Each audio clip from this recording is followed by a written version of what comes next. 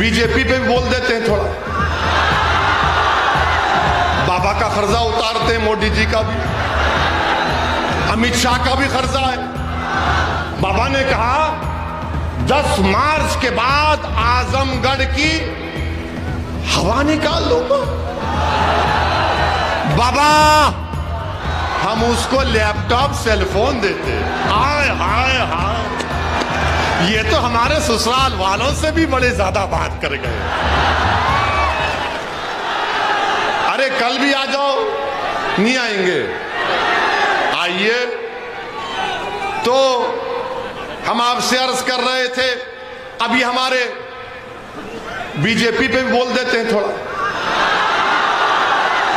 बाबा का खर्जा उतारते हैं, मोदी जी का भी, अमित शाह का भी खर्जा है।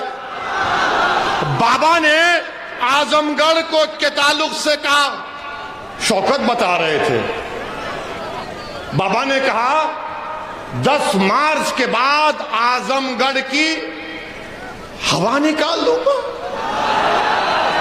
बाबा हमने जो मुबारकपुर में हवा पैदा की, जो अल्लाह उसके रसूल के सदके में पैदा हुई, अहले बैत के सदके में पैदा हुई, अहले दिल की दुआओं की वजह से पैदा हुई। बाबा तुम कौन सी हवा निकालते हमको नहीं मालूम, मगर ये जो हवा यहां से निकलेगी वो पूरे उत्तर प्रदेश में जाएगी, पूरे भारत में जाएगी, और सुबह कयामत तक ये हवा रहेगी। रहेगी ना? ये हवा रहेगी ना? ये हवा रहेगी ना? बस बाबा आप निकालो हवा। बाबा नौकरी नहीं दे पाए, हवा निकाल दूंगा। बाबा बिजली नहीं दे पाए, हवा निकाल दूंगा। बाबा किसानों का मसला हल नहीं करे, हवा निकाल दूंगा। बाबा सांड का मसला हल नहीं करे, हवा निकाल दूंगा। बाबा दवा नहीं दे पाए, हवा निकाल दूंगा। बाबा को गरीबों की लाशें तीरती नजर नहीं आई, हवा निकाल दूंगा। ऑक्सीजन नहीं दिए, हवा निकाल दूंगा। अरे बाबा जब गरीब ऑक्सीजन की हवा के लिए तड़प रहा था, आप नजर नहीं आए।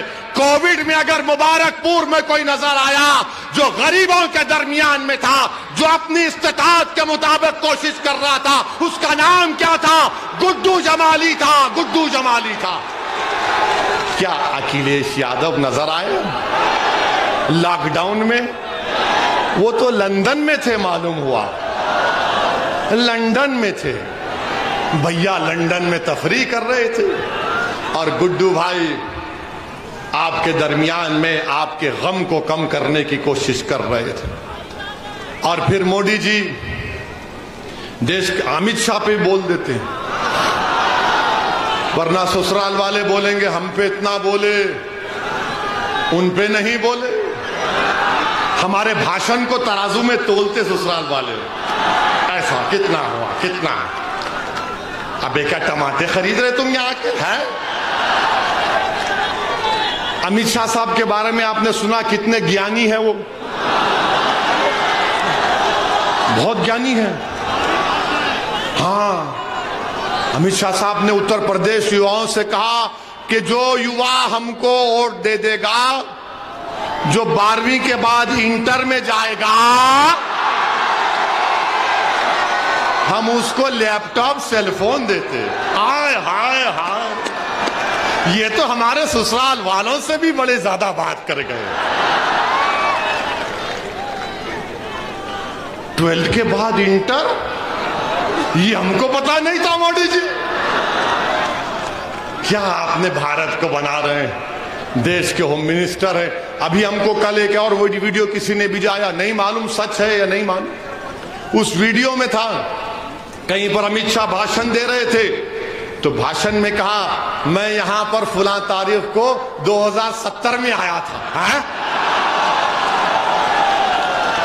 है? 2070 में आया?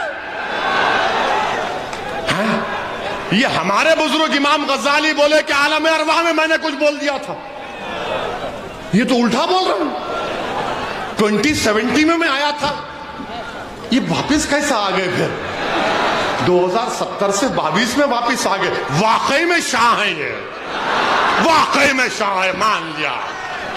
आपके कशो करामात को मान लिया कि आप जो है 40 साल पीछे पलट के आ गए। वाह, 2017 में आया था, अब 2022 में आया। अब हमारे मीडिया के लोग जो मोदी को चाहने वाले बोलेंगे यार वैसे तो एक पकड़ क्यों लेता है इसको, है स्लिप ऑफ द टंग, जबान फिसलती है।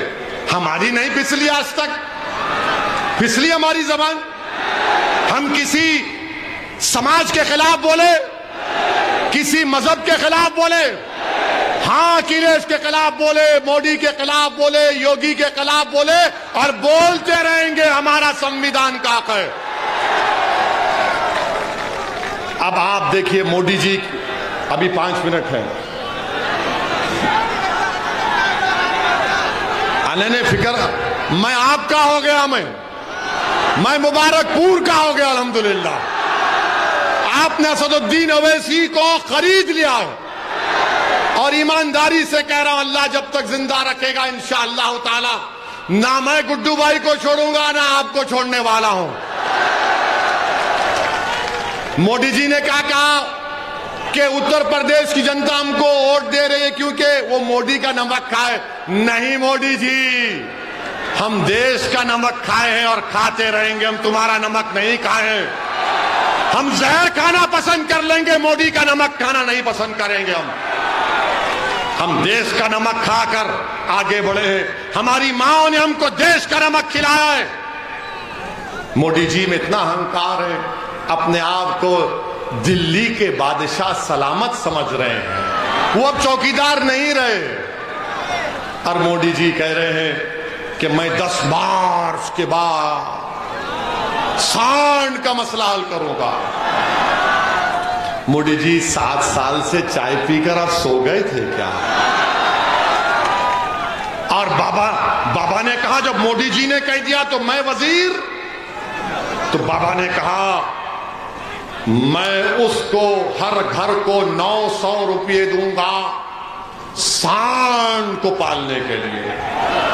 अरे बाबा, तुमने मदरसा मॉडर्नाइजेशन में तनख्वाह नहीं दी, टीचर की भर्ती नहीं की, डॉक्टर की भर्ती नहीं की, नर्सेस की भर्ती नहीं की, नौकरियों की भर्ती नहीं की, ऑक्सीजन नहीं दिया, कुछ नहीं दिया बाबा। मगर आपको मालूम कि उत्तर प्रदेश में जो विकलांग होते हैं, विकलांग, उनको उत्तर प्रदेश की सरकार में महाना पेंशन 1000 रुपये मिलता है। मैं मुबारकपुर की जनता से अपील कर रहा हूं, ये बीजेपी अगर 4 टांग के सांड को 900 रुपये दे रही है और एक विकलांग किसी का बाप, किसी का भाई, किसी की पत्नी, किसी की बेटी होगी, उसको 1000 रुपये दे रहे हैं। मेरे अजीज दोस्तों और बुजुर्गों, ये फैसला आपको करना है। हम आपसे अपील कर रहे हैं कि शायद हमारी तकरीर से आपके दिल मुतासिर नहीं हुए होंगे, हमको यकीन है कि अल्लाह दिलों को मोड़ने वाला है। बस हमने जो पैगाम दिया उस पर सोचिए, जो पैगाम हमने आपको दिया उस पर सोचिए और याद रखिए, आपको नेता बना रहे हैं आप 7 तारीख को। आप अखिलेश को नेता नहीं बनाएंगे, आप गुड्डू जमाली को अपना नेता बनाएंगे इंशाअल्लाह ताला। आप बनाएंगे गुड्डू जमाली को अपना नेता। गुड्डू जमाली के हक में वोट डालेंगे पतंग के निशान पर, हाथ उठाकर बताइए।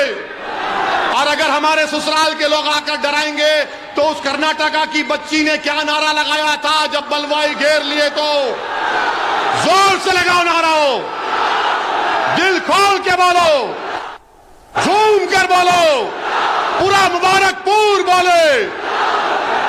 ये बात हुई। मेरे अजीज दोस्तों बुजुर्गों, अब हम आपसे रुखसत लेते हैं, कल फिर मिलेंगे। आप आएंगे तो एक और भड़काऊ भाषण होगा और ससुराल वाले कुछ बोलेंगे तो उनका भी जवाब होगा। मैं हमारी मां और बहनों का बेहद शुक्रिया अदा करता हूं, बुजुर्गों का। 7 तारीख के दिन पतंग के निशान पर बटन दबाइए और हमारे साथ जरा पतंग खींचिए, खींचिए। सलाम वालेकुम।